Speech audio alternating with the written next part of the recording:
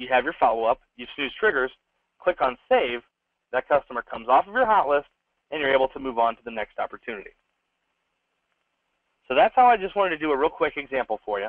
The next one's going to be in a little bit more detail. And for this one, I will use our other folks, Angela and Preston. So I'm going to click on Angela and Preston's record now. And just like last time, I'm going to start at my equity tab.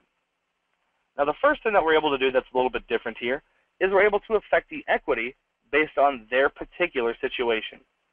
In other words, if my global hot list settings that I adjusted, these actual appreciation rates are 100% correct for that, perfect. But maybe they're not 100% correct for Angela and Preston because out off of Summerwind Court and Sugarland, that area always has an increase in value, or maybe it always has a decrease in value. Either way, if these numbers don't look correct for their area, you can change them per individual. So instead of 2% in 2011, let's just make it 0% in 2010. Let's go with 3% in 2009. Let's go with 2%. So I'm just adjusting these numbers slightly, but these are going to more accurately reflect that person's area. So now I just need to hit calculate, and my equity goes from 21.9% and goes up a smidge to 22%. So making sure that these details are correct is definitely going to give you better opportunities. So you want to make sure when you're analyzing a record that those appreciation rates are what they need to be. Now for the loan options page, the things that we would want to do different here now is, again, take a look at the loan categories, because last time, again, we see their current loan terms on the left, your loan terms on the right, and then the two charts below. Well, this time, what if a 30-year and a 15-year fixed aren't the best things for this customer? You know that they don't like 15-year fixed. Well, what do I want to swap that out with? That's why we have this third choice here. So where it says 3-year interest only, I'm going to change this to a 7-year ARM. It doesn't look like there's any rates in there, but when you do change these rates, let's see if there's a 5-year ARM. There we go. If I choose a 5-year ARM, you can see that the interest rate for those programs automatically pull in. The reason we saw 8% for the last loan that we selected is because if there are programs that you are unable to offer or that you should not be offering to a customer, it's always going to have a rate of 8 or 10 or 20%. It's going to have a higher rate. And basically what that rate is telling you is don't use this rate. It's not a good program to offer. So instead, we choose a 5-year ARM and hit calculate. Now in my charts, I'm actually able to see the savings difference for the 5-year ARM as well. And that is much, much better than this 15-year fix. So I'm going to get rid of the 15-year fix and replace it with the 5-year ARM, because that's what's going to show up in the customer's record. I'm sorry, not the customer record. In their information when we send it to them via email or letter, they're going to see these first two loan categories. So the third one isn't even going to be seen. So I've got my 30-year and my 5-year ARM. Now what I want to do is adjust these interest rates. Based on where they're living, these interest rates just don't seem quite right on. I want to make a small adjustment, and the adjustment I'll make is that perhaps they qualify for a little bit of a better rate. I'm going to drop these by 1/4 point. So 4 3/4 and then 3 1/4. So once I've got those rates changed, now I can click calculate and see the new numbers based on the new rates. And the final thing that I'm able to do here is add in closing costs. So right now we're looking at $101 in savings off the original loan amount, or $116 in savings off that remaining balance. Well, if this customer, in this case Preston and Angela, if they want to change and add in closing costs, all we have to do is make the appropriate adjustments to the remaining balance figure. So where it says $261,000, let's just say that there's $5,000 in closing costs. This would become $266,000. So we added $5,000 to the remaining balance, hit calculate, and now the remaining balance chart goes down to $89. And we see that if you want to add in closing costs, you can just pay, you can still save $89 a month. So adding in closing costs, this is where you would want to do that as well. So now that we've got our charts and exactly how we want them as well, we're going to again send this to the customer. So we're going to go to our disposition window, and the first step when you're doing a disposition is always to call the customer. Step number one should always be to pick up the phone. It's always better to hear things in person, ask questions to a live person. All that is important to a customer. So the first step would be to call them. If you couldn't get a hold of them, if they didn't pick up or the number's disconnected, whatever the case may be, once you've given them that phone call, the next thing you want to do is send this in writing. And we have, again, a few of those options. And this time I'll show you a Microsoft Word document. So we've got a lot of different letters in here for Microsoft Word documents. The one that I want to show is the semi-annual loan review. This is another one of those letters that has a chart in it. So I'm going to click Generate Letter and hit Open. Now this one goes off of the original balance chart. And what it's going to say is, oops, on the wrong screen for you. What it's going to say is, Dear Preston and Angela, at Hancock, our commitment to client service doesn't stop once we complete your loan. Twice each year or at your request, I'm going to be sending you a comparison of your mortgage. Here's how things look for that loan that we closed in June of 2010. You have a 30-year fixed at 5 3/8. We can do it for 4 3/4, saving you $101 a month. Or, if you want to do a 5-year ARM, $329. These are just a few options, so with any kind of questions, you can always feel free to contact me back at my phone number or my email address, Sincerely Todd. So File and Print would print this off. All you have to do is drop it in the mail for the customer.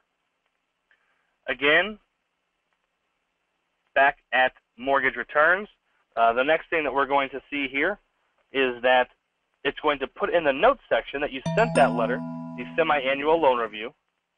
And once we have that letter sent, all you have to do, again, set your follow-up. And this time we're going to follow up. If we're sending snail mail, we'll follow up on Thursday. We're going to click on Snooze Triggers again and hit Save. So that customer comes off of our hot list as well. Remember, when you have these Microsoft Word documents open, and I'll pull that one open again for you here. For these Microsoft Word documents, they are just regular Microsoft Word documents. If you wanted to change anything in these letters, you absolutely have the ability to.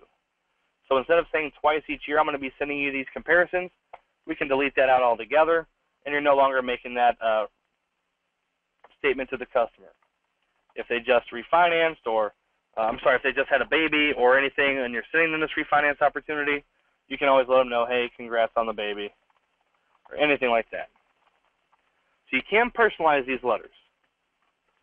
So again, any way that you decide to edit this, File and Print prints it off. Make sure you have a note, a follow-up, and you Snooze Triggers. Hit Save, and you're all done. Are there any questions over any of those examples that we just did? If you forgot what the letter was you sent someone, let's say I changed it up, is there a way to go back and relook at the letter I sent? If you change the letter, no, we don't keep a copy of any of the changes that you've made within the system here. There's a few different reasons for that, but mainly it's because if we kept a letter of every single letter that you sent, that would use up a lot of different space, and you'd have a lot of waiting to go through, W-A-D-I-N-G, that is, in terms of trying to find that appropriate letter. What you're able to do, though, is if you sent a letter like we just sent, under the notes section, it would have the name of the letter, the semi-annual loan review. But you have the option to come in here and say, also told them congrats on the baby. Okay. Or any changes like that. The other thing is, it's just a Microsoft Word document. So if you want to, you can save it in a folder on your desktop anywhere you want that says, the MRF folder, M-U-R-F-F here for the client. So the MRF folder, you open it up and you'll see all the correspondence you sent them. So let's say I sent a letter today with today's interest rates, and how do I know what interest rates were today?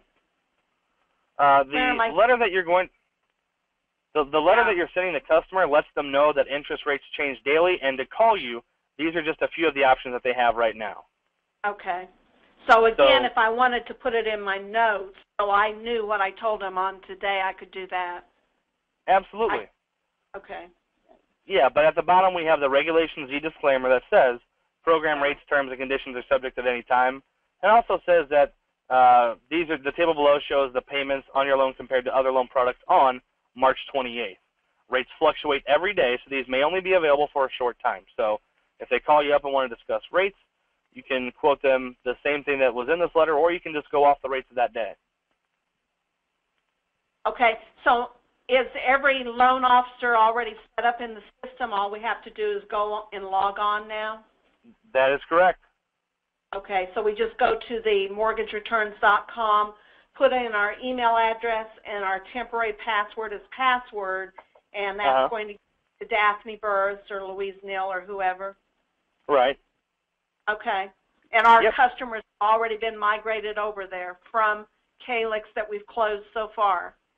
Yes, ma'am. Okay. Now, what if we had customers prior to joining Hancock that we wanted to keep track of? Can we enter those? You can't enter them manually. There's no way to enter them because if you did that, we actually pull from over 200 different fields in order to get the right information for this, and it would be a very long and tedious process. We have a way of doing that for you. We can upload that information for you. It would just need to be in the appropriate format that my data team requests. Okay. To answer your question?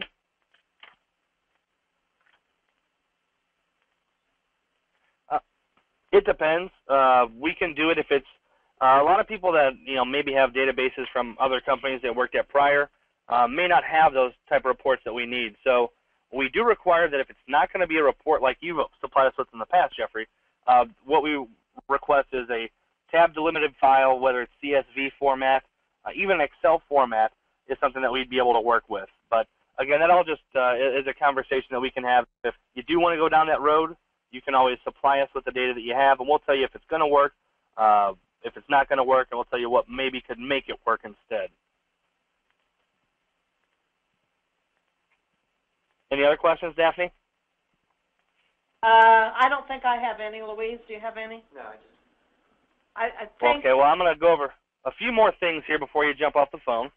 Okay. The next thing we're going to look at is how to do a group disposition. Now, we've looked at sending a letter to one person, but what if there's more than one person on our hot list that we want to contact at the same time? Well, what I'm going to do is I'm going to remove that savings filter just so you guys can see where we're starting at. So this is assuming that we just logged in. Again, we see our 23 records. I'm going to use my same filter I just used, though. I'm going to use the savings filter to show you how easy this can be. So if I want to send a letter to more than one person, clearly they should probably be on the hot list for the same reason so they can get the same type of letter. So I'm going to choose savings, and I'm seeing the 4 different customers that are on here for savings.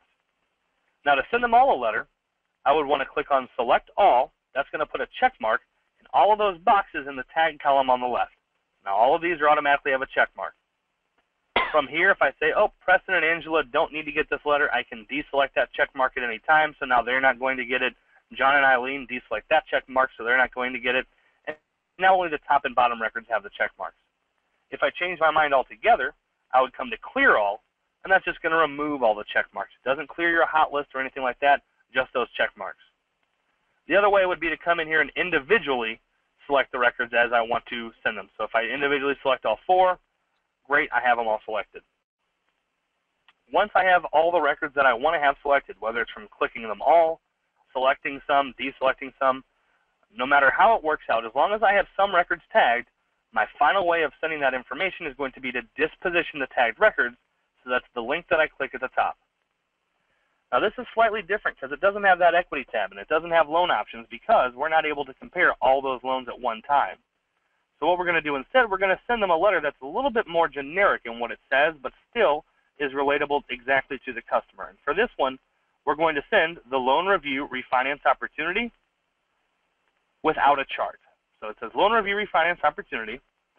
When I hit generate letter this time, all 4 of these are going to open up in one document. So what this says is, John and Eileen at Hancock, our commitment to client service doesn't stop once we complete your loan. As a matter of fact, based on that loan that we closed in September of 2010, now may be a good time to refinance, and here's why. As of today, interest rates for your 30-year fixed are right around 5% with this corresponding APR. You're not just limited to that, so if you have any questions, here's my phone number and email address, Sincerely Todd. Next, we see the information for Carlos. Carlos, based on that June of 2010 loan we closed, loans for your same 30-year fixed are right around 5%.